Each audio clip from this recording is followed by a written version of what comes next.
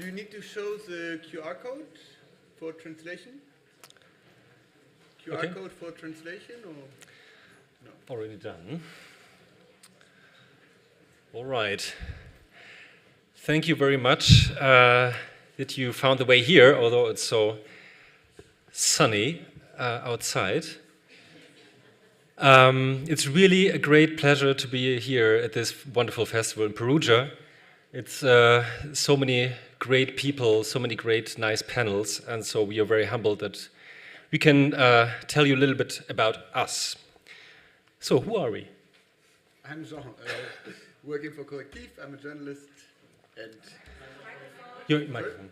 Oh, sorry, I'm Jean Peters. I'm a senior reporter for CORRECTIV. I'm Justus, I'm the editor-in-chief of CORRECTIV, and just to say something, CORRECTIV, is Germany's, I would say, largest non-profit newsroom. So what do? We do investigative journalism, we do fact-checking, we do a lot of media education, so everything what we do has to do with democracy. So in a way, it was kind of natural that one of our key missions is that we do journalism to strengthen democracy. So if you want to know anything more about us, feel free to come to us after the session. So we are happy to talk about this, but we are much more happy to talk about the content now. This investigation, what we are talking about now, is about a secret moment which we revealed. The secret moment took place in this house. It's a hotel near Potsdam, and the room is, you can see it, it's these yellow painted windows. That's where everything took place. This secret moment showed actually an alarming truth, which the right-wing movement in Germany would have liked to keep secret, but we are journalists. So we reveal secrets that are important for society. But we will also... Should I go further? No. No. Sorry. maybe you can go to the next slide without putting the music on. Yes, yeah, I can do that. But we will also... No, I can't. No, but you have to. Doesn't matter. Yeah. Yeah, just look at it.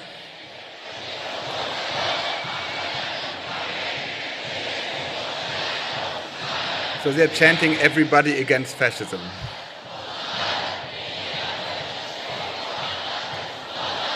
It was actually 5 days after our publication, and we would also like to tell you something about the overwhelming reactions from the German society.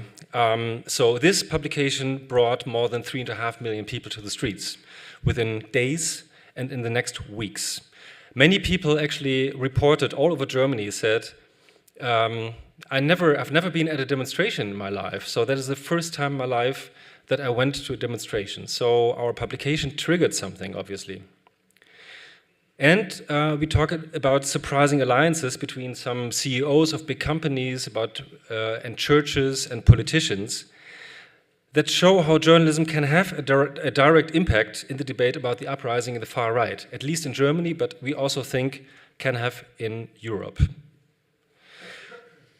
So let's dive into it. Jean will take you on a tour now in a sauna boat and a bit more. These moments when we did the whole investigation were, at least for me, kind of nerve-wracking. It was strange, it was dead serious, and it was funny at the same time. So let's dive into that, and after that we will talk about the reactions and what happens after it. Thank you, Justus. Yes, so how did this thing start? As usual, during your holidays, you're in the mountains, actually in Italy, in Sicily. I was just hiking, and pling, all of a sudden, I got on streamer a letter from a source that was basically saying, you've got a mission here. And in the letter, it was signed by these two kind people you can see there. One is a dentist, Gernot Möhrig, and the other one is an entrepreneur. He has got one of the biggest food chains, or he did have one of the biggest food chains, I have to say. They were inviting people for a Patriot meeting, exclusive network with a neutral account. and they want to save Germany from what is happening, and invited the source. And I Googled a little bit, and through online websites of, there's so many groups who are fighting fascism and blog posts, and you can find things about fascists. Basically, I had the idea that those are not just a dentist and an entrepreneur, but they have a right extremist and very severe right radical past. And what you do, I'm not going to get on nerves by normal journalist stuff, OSINT research, so you go on Google, you look at the place where it's going to be, this amongst others, and then I found the owner, and during those researches there were so many red flags. Of course it was not safe, but it looked very much like a right radical meeting that is a bit more than just some people talking about, how migration should stop or whatever. So I got then a second letter from the sources we had, and all in all, before we went in, the stuff we knew was that there's an extreme right that is meeting. We had a few names. One of them is Martin Sellner, who is a prolific, one of the most important voices from the Austrian right extremist movement. And we knew that there's a neutral account, they're collecting money. It was to get people together to strengthen the movement. They planned to discuss a master plan. It was preparing the elections in Germany. And they're striving to get rich industrialists to be part of all this. And then we had a few other names of people coming. All in all, it was enough for us to say, okay, let's try to get in there. But how? Tatsächlich war der Mann von CORRECTIV hier eingemietet. Ja. Und das war eigentlich so eine Art über Booking.com. So sitting in Italy, the first thing I did is Google the place. And there was the possibility not on their website, but on Booking.com to get a room. So that's what I did. But of course, we wanted to really condense. We want to have as much pictures and secure our knowledge as much as possible. So Greenpeace helped us. They put, and hello, Mr. Redevs, thank you for being here.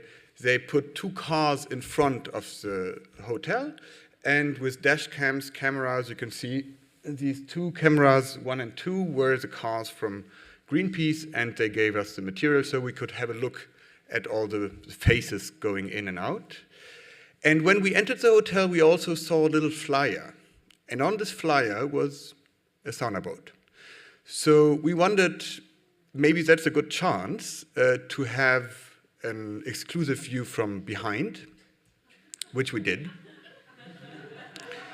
And then we had these pictures that now you might know from the press, and they are, very beautiful pictures, of course, of the people talking in there. We could also look at who is talking with whom, and recollect a little bit or get a better idea. Here you see, for example, Martin Sellner talking to Gerrit Huy, who is in the parliament. So the right extremist movement guy with a parliamentary AFD member of parliament.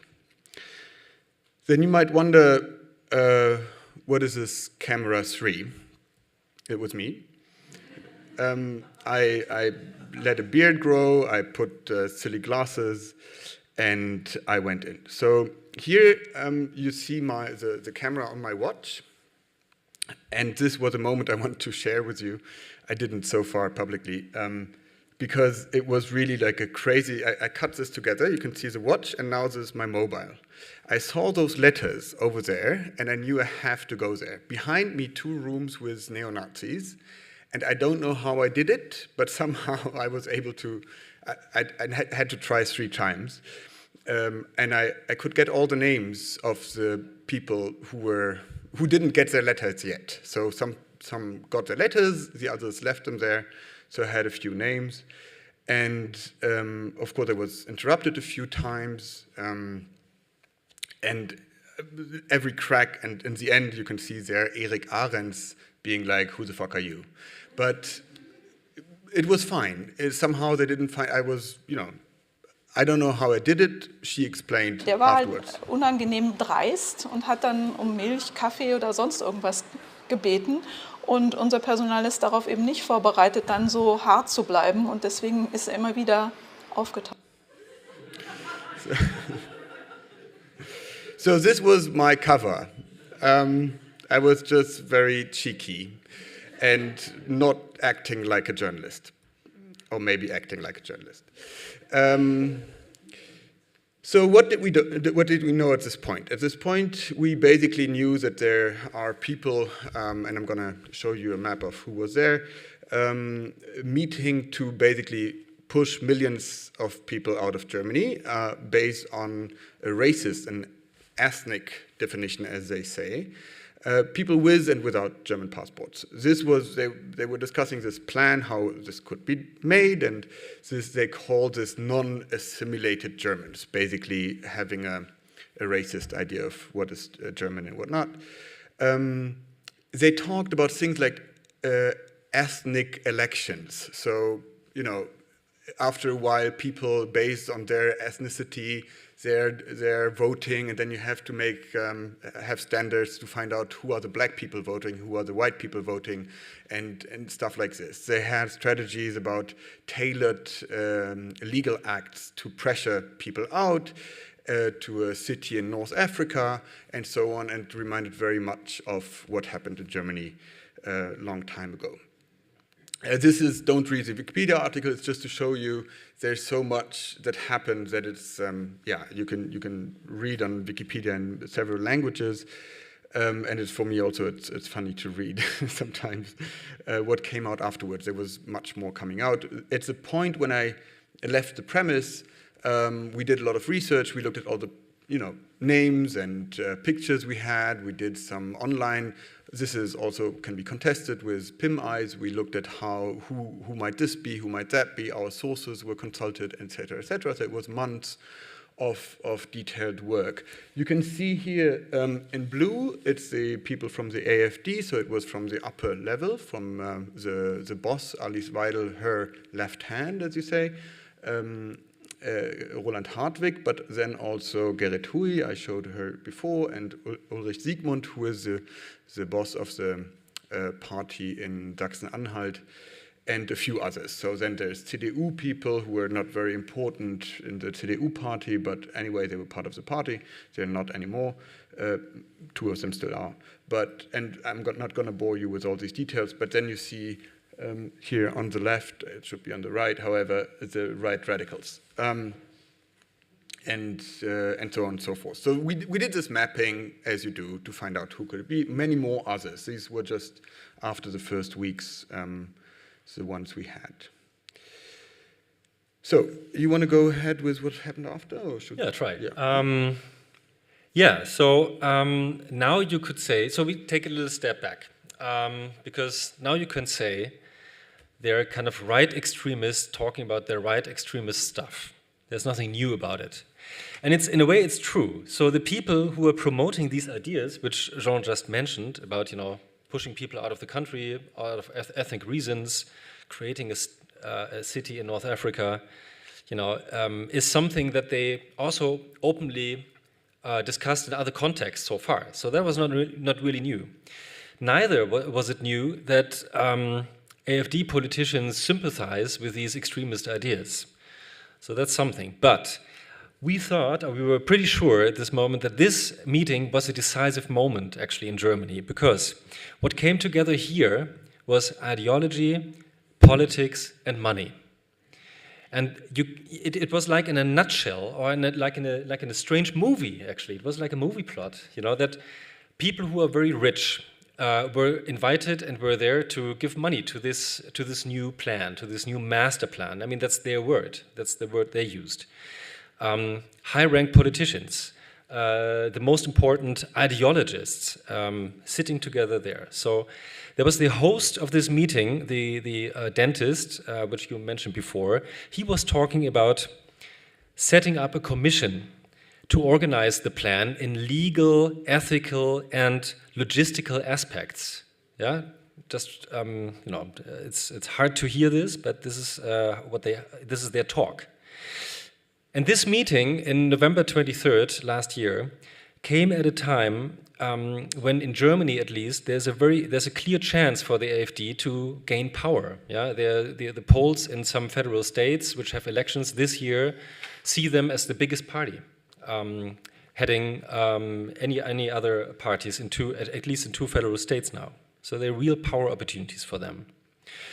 So when Jean came back and we actually saw all these pictures and got all this knowledge, we knew that, you know, this revelation, this investigation would have some very important political impacts. You know, we knew that we were able to disturb the plans of the AfD to introduce this strange concept of remigration into the political field. So, because we were so convinced, we did everything actually to push the story. So we didn't only write the story and publish the story, but we also worked together with the theater. You can see this on the left side here. So a couple of days after our publication, the theater came up with a scripted play of kind of reenacting this movement, the moment, also with Jean. So there was a role of him too, of course. And by the way, this was streamed afterwards, and was the most successful streamed theater ever in Germany, with more than 500,000 views since the streaming history, at least. And for theater, exactly. Yeah. And we did actually disturb the strategy of the AfD. So a couple of days after our publication, you see this man on the right side with the tie. He was the closest consultant of the head of the AfD, Alice Weidel. You see her on the left. And he was dismissed by her just a couple of days ago. So you could see, you know, they weren't really happy that we found him actually participating at this meeting, and he was very actively participating. So he was really talking about the plan, how to execute it, how to organize social media support. So yeah, so he was dismissed. And there were other organizations which took really severe steps in kind of banning people who were participating, or the participants who were part of these organizations. So there were kind of several political and implications there. There was nothing, you know, not so special about it. A little bit more special was unusual reactions we had in the first days after the publication came from big corporations. So CEOs actually came together. They created they made a map, an ad actually for the newspapers, hundreds of them, claiming or saying, okay, we took this publication as it's a very important point to say we are against right extremism, we want to promote democracy, things like that. So they were very open, hundreds of CEOs. And we had some organizations that normally refrain from politics, which are a little bit cautious, like the Association of the Judges in Germany. They were very openly welcoming and supporting the publication. Also, the head of the Secret Service, he went publicly on the microphone and said, you know, it's good that we have these demonstrations. So that was kind of unusual. But no one would have predicted this map. So what you see here on this map is all the places in Germany where a demonstration took place in one weekend. And these were only, you know, part of the demonstration. So all in all, we had in Germany, it was really the largest demonstrations ever, at least in the history of Germany.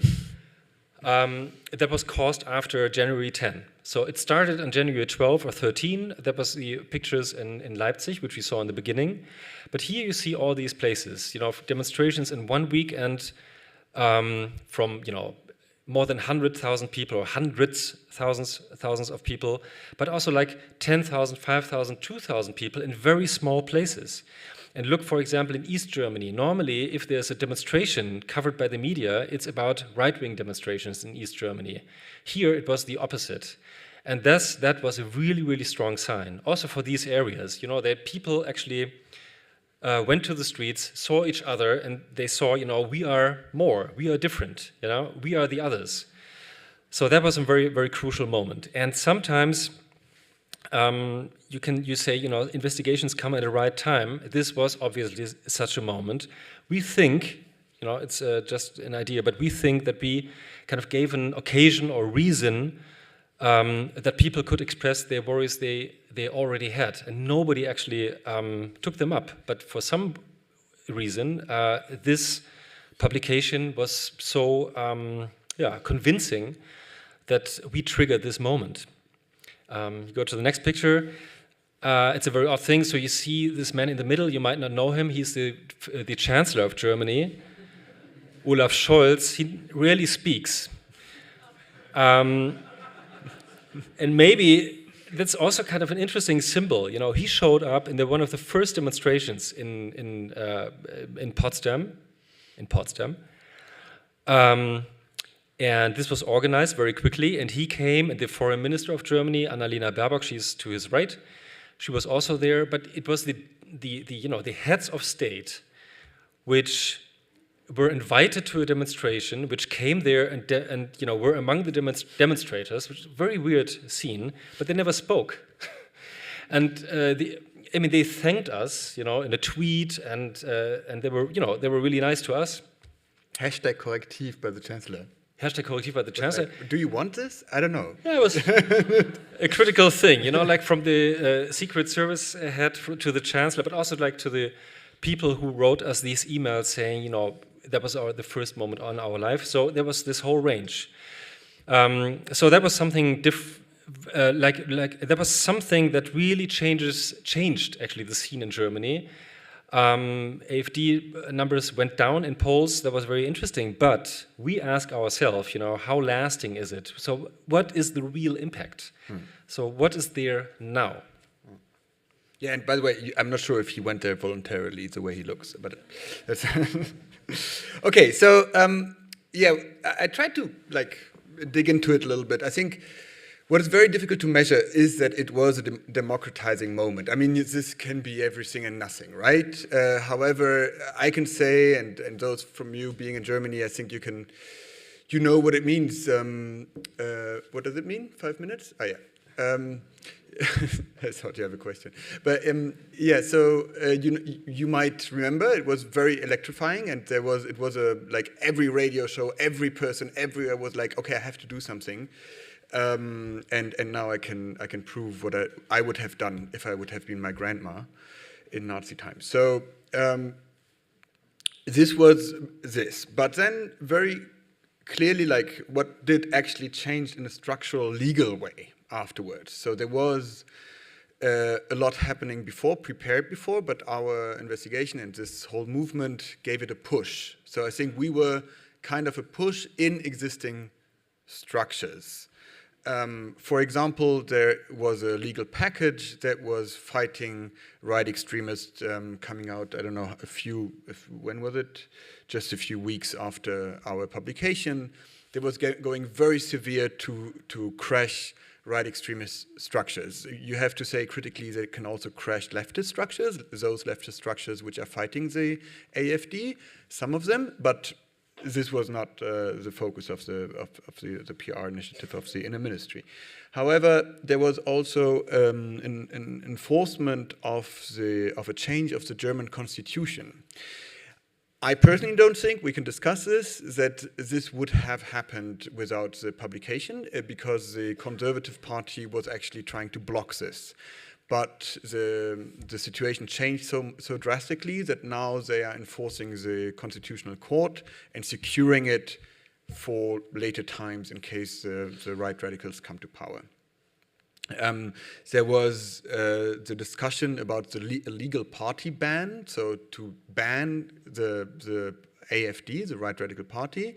That we had 2 tries. One was successful. The Communist Party was banned. The neo-Nazi party was not banned. And this is the history of Germany. You can ban a party, but then it's part of the democratic discourse in a way. But then, so this was also something. Then They try to ban the entry of one of the extremists, Martin Sellner, like Varoufakis, he's not allowed to enter Germany. Martin Sellner before was the first try. He's trying to fight it. You have frictions of Le Pen and AfD on European level. They said, okay, you were going too far. So even the right radical in France said, I think this is going too far, and they had public discourses about that. And then all the hundreds of civil initiatives growing. And I could go on and on. There's churches, as you said. There's basically this party, AfD, is now known as the Vertreiberpartei. How do you say this? The party which wants to push away millions of Germans. Anyway, so far, I think we're coming to the end here. I think it was really an eye-opener for the German society in those who were maybe rather privileged and white and were not aware of the daily racism. They noticed, okay, this party actually is a severe problem and we have to fight it right now. And I would just leave you by saying that I think the sauna boat costs about 350 euros in case you go to Potsdam. Thank you very much. The last slide.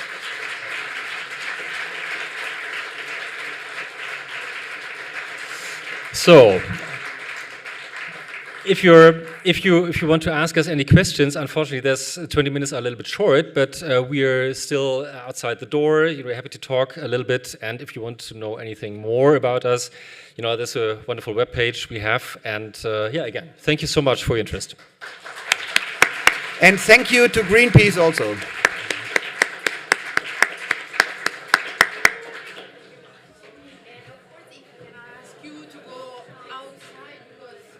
Sure. Yeah. Okay. Yeah. Outside, but here outside or outside? Outside the building. Okay. Just We jump. We jump. Right. We jump. Okay, great. Yeah. Vivi l'Umbria, con la politica di